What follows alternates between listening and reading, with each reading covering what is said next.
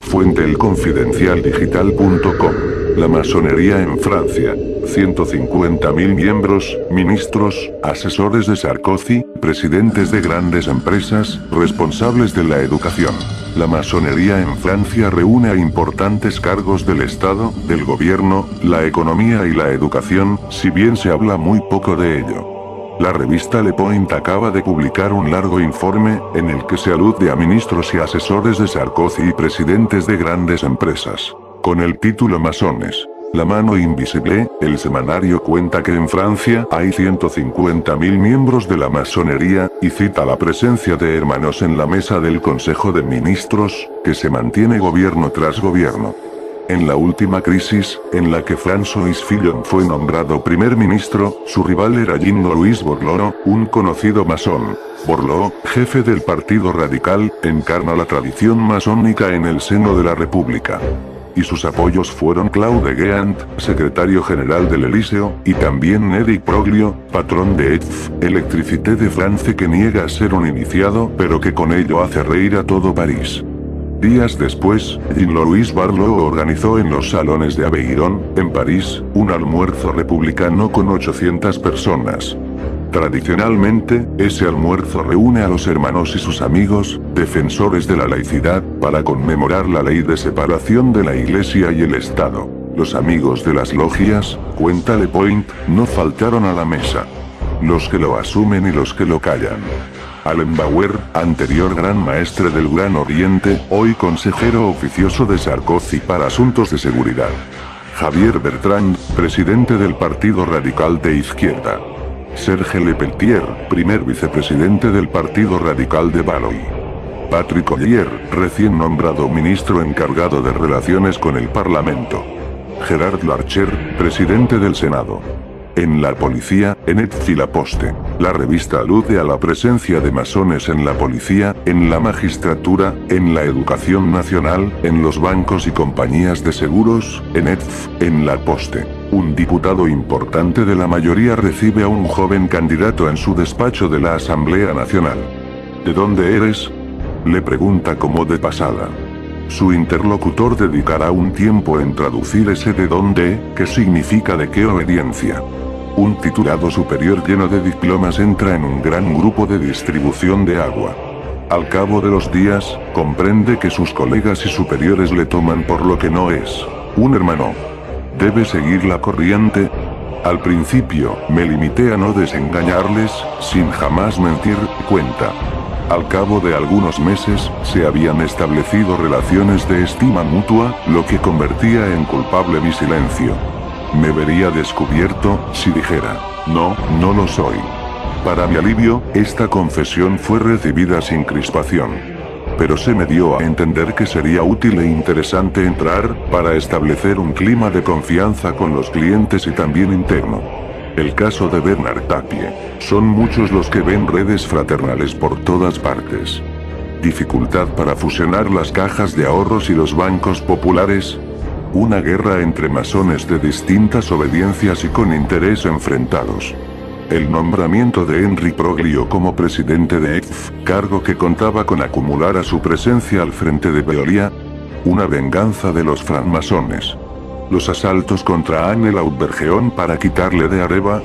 Una guerra entre la masonería y los cuerpos de minas, de los que Madame Lautbergeon es un elemento activo. Los millones entregados por el Estado a Bernard Tapie a propósito de su combate contra Credit Lyonnais. Nada habría sido posible sin los hermanos. En la larga pelea de Tapie contra el Estado, la palabra francmason jamás fue pronunciada, pero estuvo en todos los labios.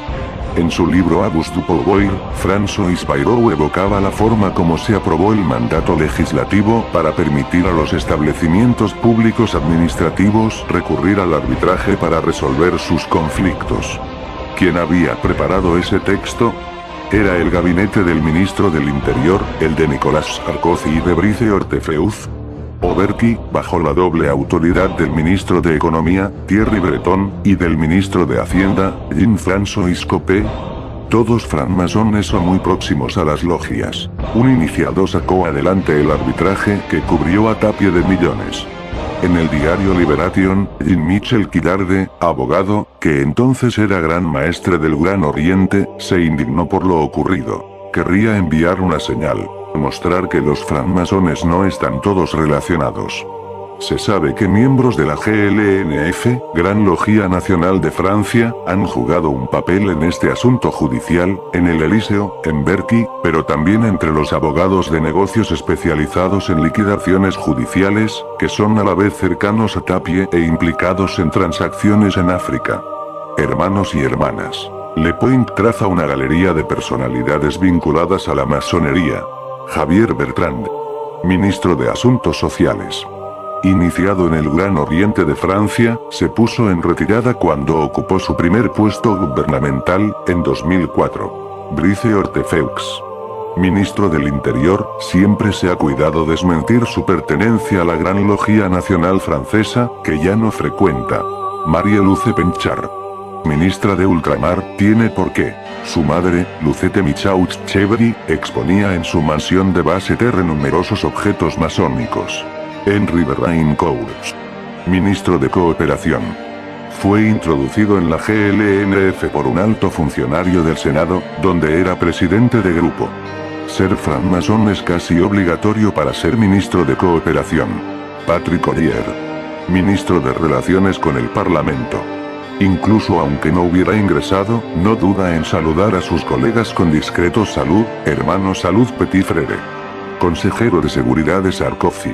Lugar especial ocupa en el informe de Lepoint el caso de Alain Bauer, consejero de Nicolas Sarkozy para asuntos de seguridad y terrorismo, ex gran maestre del Gran Oriente de Francia. Profesor en las universidades París I, París I, París V, en la Escuela de Oficiales de la Gendarmería, en la Escuela Nacional de la Magistratura, en la Escuela Nacional de Policía, profesor titular de Criminología en el Conservatorio Nacional de Artes y Oficios, presidente del Consejo de Orientación del Observatorio Nacional sobre la Delincuencia, de la Comisión Nacional de Videovigilancia, autor de novelas, ensayos y manuales. La cátedra de criminología fue creada especialmente para él, por orden del Elíseo, después de que Christian Forestier llegó a administrador general de la escuela en 2008. Forestier es miembro del Gran Oriente de Francia. En 2009, Alain Bauer intentó unificar los institutos de investigación que tratan cuestiones de seguridad y geopolítica.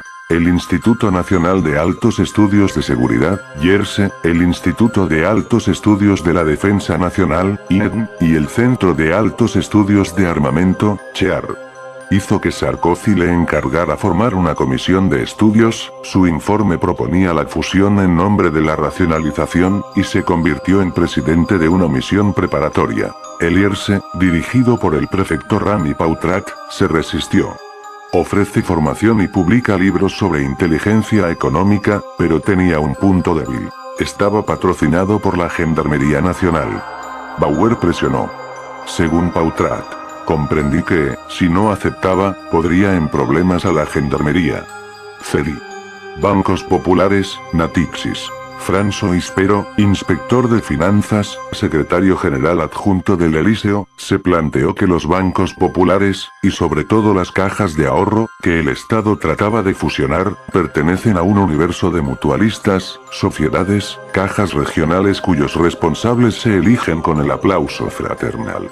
Dice Lepoint que, en los puestos de dirección de esas instituciones financieras, la proporción de iniciados alcanza, según algunas fuentes, el 50%, y lo mismo en las filiales. En Natixis, filial común de bancos populares y cajas, la cooptación fraternal es la regla. Jefes de Estado africanos. Cita la revista el caso de la compra fraudulenta de un importante patrimonio en Francia por parte de Omar Bongo, jefe de Estado de Gabón, ya fallecido, y por el presidente del Congo, Denis Sassou Nguesso. Ambos eran grandes maestres de la gran logia de su país. Ali Bongo, que ha sucedido a su padre, ha sido nombrado gran maestre de la gran logia de Gabón.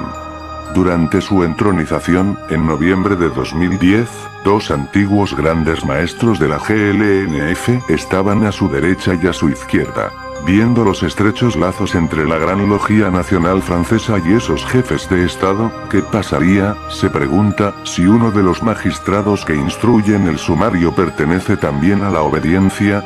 La magistratura. Miembros del Consejo Superior de la Magistratura, lo mismo que presidentes de la Corte de Casación de Toulouse, son francmasones. Surgió un enfrentamiento entre masones de la misma obediencia, la GLNF, segunda obediencia del país, tras el Gran Oriente, cuando un grupo puso en cuestión la legitimidad del Gran Maestre, François Stéphane, porque, según ellos, se extralimitaba en su poder. Y acudieron a la justicia profana. Jueces eran hermanos, numerosos abogados eran hermanos. Interior y Educación. Los ministerios del Interior y de Educación tienen numerosos masones en su jerarquía, añade Lepoint. Entre los ministros de Educación que se han sucedido, los que no eran masones se vieron muy sorprendidos cuando utilizaron el comedor del hotel de Rochechouart. Los cubiertos están adornados con una hoja de acacia, uno de los principales símbolos masónicos con la escuadra y el compás. La Federación de Educación, FEN, ha estado históricamente llena de hermanos, que hoy se encuentran en la UNSA Education, muy activo en las negociaciones de ciertas reformas. La Liga de Enseñanza, Juventud al Aire Libre y la FP, mayoritaria en las organizaciones de padres de alumnos, montadas y sostenidas fuertemente por la FEN y su potente Sindicato Nacional de Enseñantes, SNI, forman parte de la galaxia masónica. Y los ministros no se arriesgan a enfadarles. Sus cuadros suministran tropas a la Fraternidad de la Educación Nacional, la más numerosa de la función pública. El Sindicato Nacional de Cargos de Dirección de la Educación Nacional, SMVDEN, agrupa a los principales directores de instituto. La práctica totalidad de sus cargos son iniciados. Son una fuerza muy importante, que recibe 9 millones de alumnos al día y habla diariamente con muchos padres. Imposible descuidarlos y enfadarlos, dice un cargo del ministerio. En el Ministerio de Educación hay muchos bastiones. La Secretaría General, pero sobre todo la Dirección General de Recursos Humanos. La Inspección General, bastión de la actuación disciplinaria, cuando el decano no es hermano, lo es el adjunto. Decide sobre nombramientos en los centros. Así que, entre el sindicato mayoritario y la Inspección General, la tenaza es completa. En los centros privados se está aplicando una supresión de puestos de profesores, y en los centros católicos hay riesgo de tener que cerrar. En la enseñanza privada hay inquietud. Recorte presupuestario o victoria de los francmasones, los más inclinados a una interpretación integrista de la laicidad. Concluye Lepoint.